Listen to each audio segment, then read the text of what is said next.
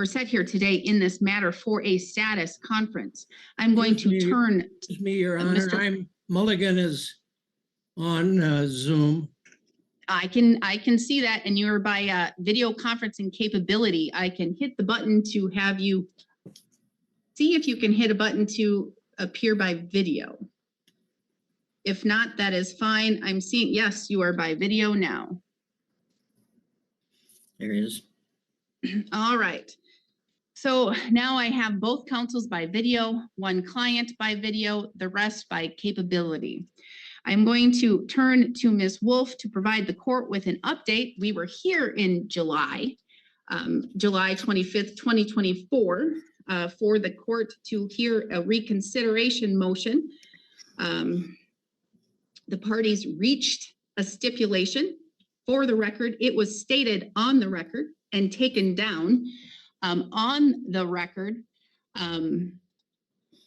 by both parties. It was cited by Mr. Mulligan, and then it was stated on the record and taken down by the court reporter and transcribed. It has not been brought to this court in a written form, at least at this time, even though the court has instructed the parties to do so.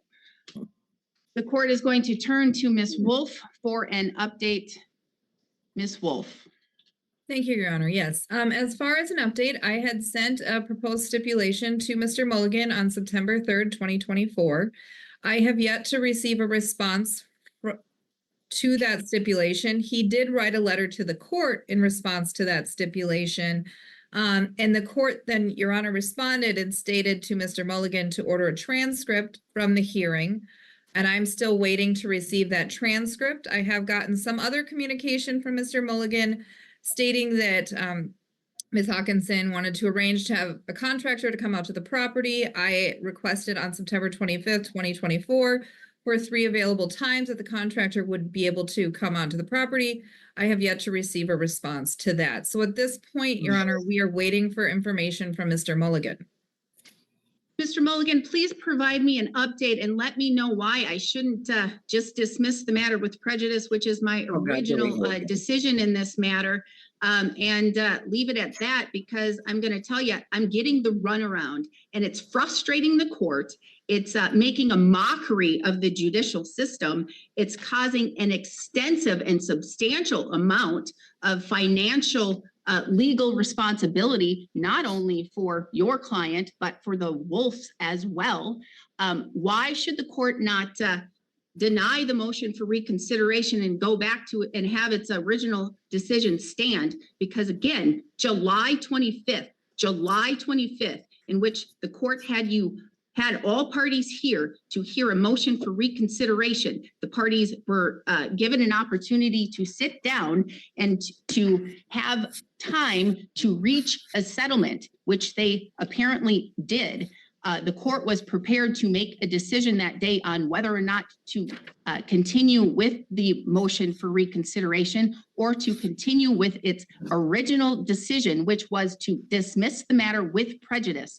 Mr. Mulligan, please entertain the court and give me some information. Well, number one, Your Honor, the stipulation in order was not in conjunction. Mr. Mulligan, 807.05 Wisconsin statutes. It was stated on the record, Wisconsin statute 807.05 makes it binding. And at that hearing, the court said, and I quote, it said, "Whoa," and were stated on the record, and it shall be so. The record shows that we reserved our position once the opposing parties have ascertained any additional information. We reserved. Mr. Mullen, I'm stopping you right now. I don't want you to reserve anything right now. I want you to tell me why I shouldn't go back and keep my original decision to dismiss, because we're still on this reconsideration. Dismiss with prejudice. That's where we were. And when we were here on July 25th, I gave the parties the opportunity to try and resolve the matter and stipulate to an agreement that could work for both of the parties, because I looked you in the eye, I looked your client in the eye, and both of you knew that your time to appeal had lapsed, that you had no longer an ability to appeal because there was no longer any time to appeal. Both you and Mr. Benson lost that by both other counsel.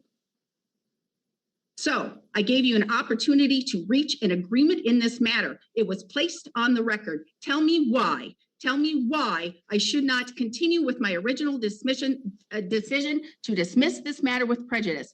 Has this reached a decision? Am I to get the transcript, and am I to do an order based upon that agreement that was reached?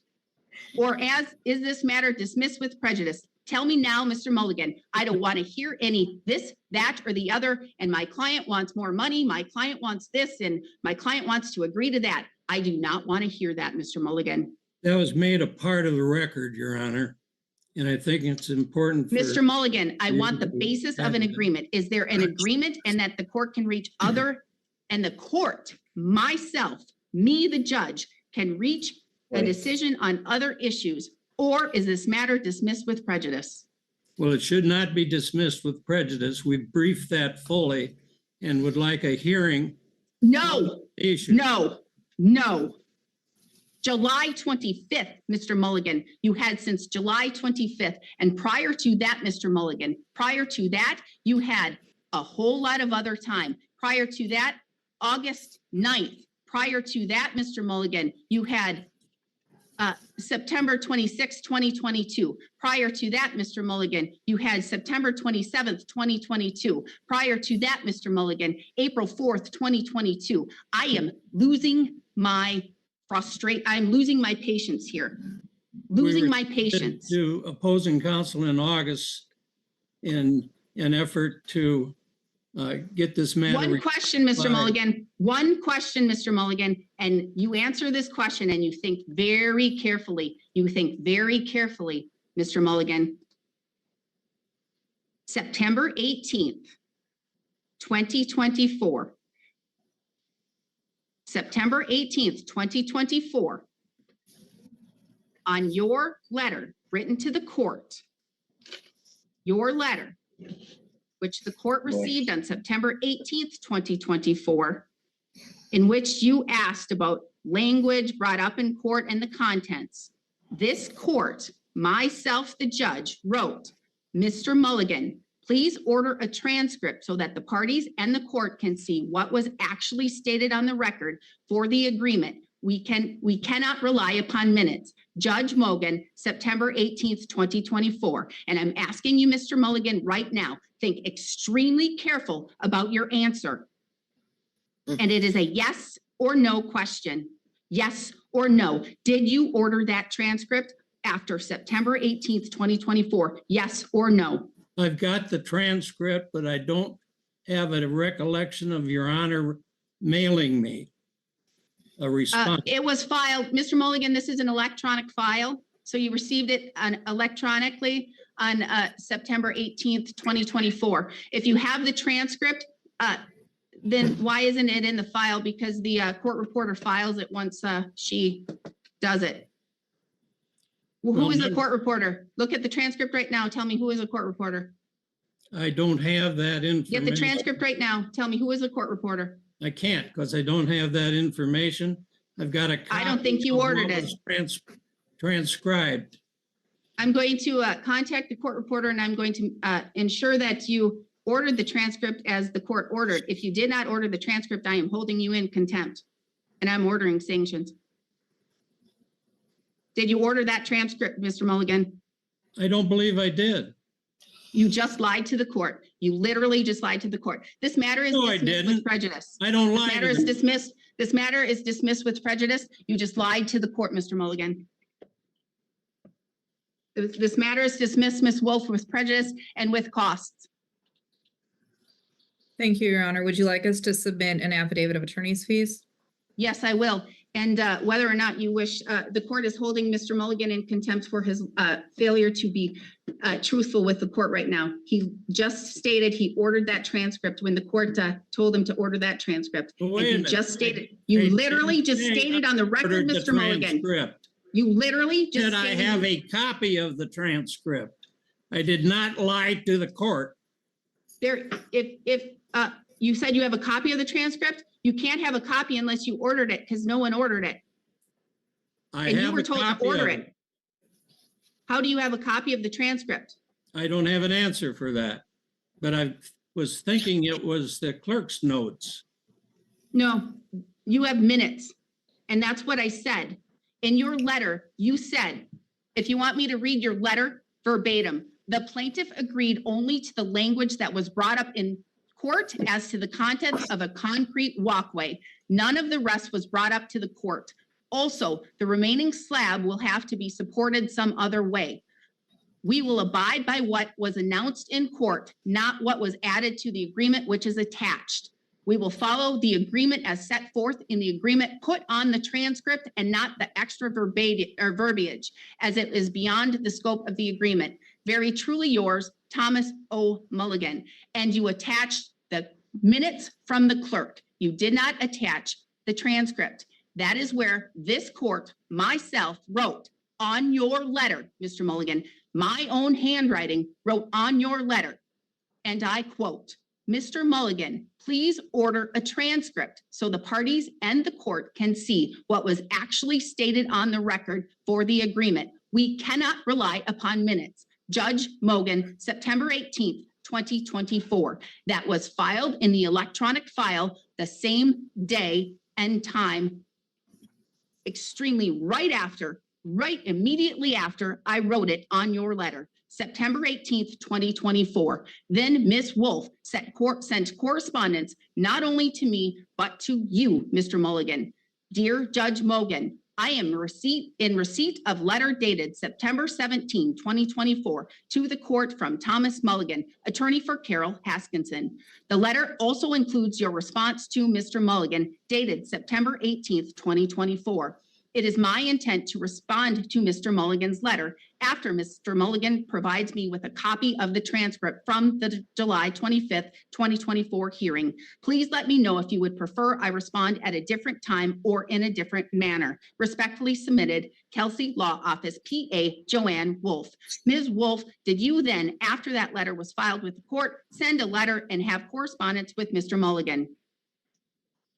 After sending that letter to the court, my assistant would have provided that to Mr. Mulligan, the letter. And then also there was communication with Mr. Mulligan on September 25th, 2024. I have an email from Mr. Mulligan to me with the name of a contractor. I believe it says, here's the information for the contractor, Construction Unlimited, W6430, Spooner, Wisconsin, 54801, and lists the phone number. And then I responded to Mr. Mulligan on September 25th, 2024. And I said, please let me know of at least 3 afternoons, evenings. This contractor is available so I can arrange it with the heads. And I never received a response from Mr. Mulligan since September 25th, 2024. And the court has not received any receipt of anyone ordering the transcript from the court's order of September 18th, 2024. And Mr. Mulligan, in my correspondence to you, I indicated to you minutes are not a transcript. They cannot be relied upon as a transcript. You provided the court with minutes. Minutes are different than a transcript. Minutes cannot be relied upon like a transcript. The court informed you of that. The court ordered you to order the transcript from the court reporter. You now just said that you did so, and then now you said you didn't, or you have a copy of it. You do not have a copy of the transcript. This has been a complete waste of the court's time. My decision to have the matter dismissed with prejudice stands. Please draft the order, Ms. Wolf. The hearing continues as the judge carefully explains the timeline that led to this moment. The court had written directly on the attorney's letter, instructing him to order the transcript so the agreement could be verified. That written instruction was filed electronically the same day and sent to all parties. Shortly afterward, Opposing counsel even notified the court that she was waiting for the transcript before responding to the attorney's claims. Emails were exchanged, contractors were mentioned, and additional communications took place, but the transcript was never ordered. As the judge reviews the correspondence step by step, the pattern becomes obvious. The court believes the attorney ignored the order, yet continued acting as if the transcript existed. By the end of the hearing, the judge's frustration is unmistakable. The court explains the difference between minutes and a transcript, emphasizing that minutes cannot serve as an official record of what was said in court. Only a transcript prepared by the court reporter can confirm the agreement. The attorney's reliance on minutes instead of ordering the transcript wasted the court's time and stalled the entire process. With that, the judge delivers the final decision once more. The dismissal with prejudice stands. Opposing counsel is instructed to draft the official order for the court to sign. Just like that, a long-running dispute collapses in a matter of minutes, triggered by one crucial question and one damaging admission in open court.